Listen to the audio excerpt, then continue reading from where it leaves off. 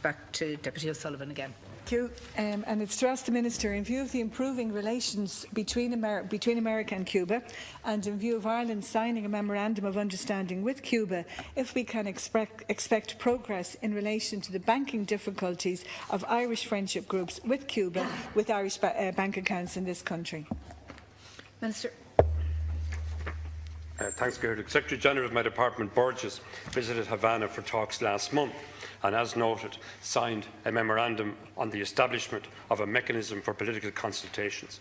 This will provide a useful structure for official-level dialogue on international issues into the future.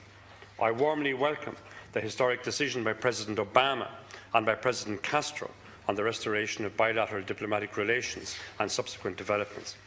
Ireland's concerns regarding the embargo are long-standing and indeed clear, and were set out most recently on the 20th of October last in our support for the relevant resolution at the United Nations General Assembly.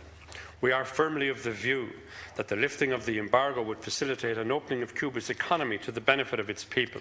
We have stated our strong opposition to the extraterritorial application of the legislation giving effect to the embargo. The banking difficulties, as referred to in the Deputy's question, were addressed by my colleague Minister Noonan last year in reply to a parliamentary question on the 14th of November, and indeed by myself in a reply on the 26th of November. My officials raised the difficulties that have emerged insofar as the extraterritorial application of US legislation is relevant with the United States side. In response, the United States have noted the concerns of banks everywhere to reduce the risk in the face of heightened financial regulation and oversight. They state that the US government does not direct financial institutions to maintain particular financial relationships and recommend contact by the relevant parties with the US Department of Treasury's Office of Foreign Asset Control for information regarding Cuba-related transactions. The historic developments of recent months have seen immense progress in US-Cuba relations. We look forward to the ending of the embargo with the removal of all remaining inhibitions to trade and contact with Cuba. I wish to acknowledge Deputy O'Sullivan's interest in this matter, and I hope that we can report progress over the course of this year. I'd like also to acknowledge the interest of the Chair in these important issues. Deputy Thank you. The Memorandum of Understanding has been long awaited and was very much to be welcomed. And I did note, the Secretary-General spoke about it being an honour to be present on that occasion, and he spoke about friendship and future trade. But I do think that must have been embarrassing for him at the same time when Irish banks have closed accounts of Irish groups, friendship groups, because the word Cuba was in the title. And I mean, at the end of the day, that is the bottom line. And I do think it's embarrassing for us as a country, supposedly a sovereign country, who have power over our own activities, and yet this continues, that Irish people, Irish groups, friendship groups, and we're not talking about vast amounts of money, we're talking about small amounts, but yet those accounts were closed at the behest of Bank of Ireland, coming from a directive from American institutions. And I'm just wondering, have you had any conversation with, say, for example, the American ambassador on this particular issue? Because it is detrimental to the relations between Ireland and Cuba, and I think it shows disrespect to the Cuban people. Minister. Officials from my department have consulted widely with other departments on this issue and also with the Central Bank. As mentioned, insofar as the issue of extraterritorial application of US law is appropriate, we raised the matter in political consultations with the United States, and again we restated our position.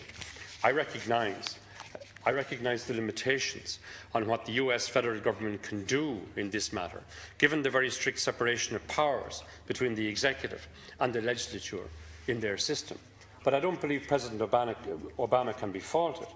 I believe he has made a pretty robust effort in tackling this long-standing issue, and indeed the steps he has taken so far need to be fully acknowledged.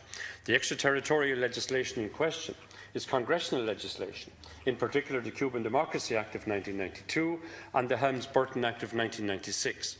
I welcome the willingness on the part of President Obama to engage with Congress in this matter and to the lifting of the legislation in question.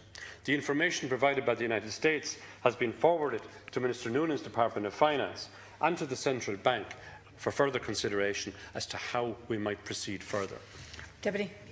And there was also, apart from those kind of business-type accounts, there was also an account recently of an Irish couple, a personal account, and because the word Cuba, they were transferring money from one branch of Bank of Ireland to another, and because the word Cuba was in the transfer, they were told that couldn't happen. So, there are implications here, and I would ask, but what about our democracy, that we have a right to have a bank account and to use whatever, word in that? I suppose my question would be, are you expecting a positive outcome from the answer that you gave me?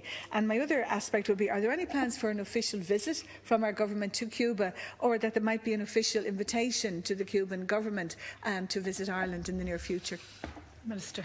Well, can I make it clear that we are opposed, Irish government is opposed to the extraterritorial application of the US legislation in question. We have asserted this on numerous occasions. We will continue to do so. We have already raised the current issues directly with the United States. A decision by the US Congress to lift the embargo would of course be welcomed by Ireland. But while we do not envisage our intervening directly into debate, we have made our position clear in bilateral contacts with the United States government and will continue to do so. Thank you.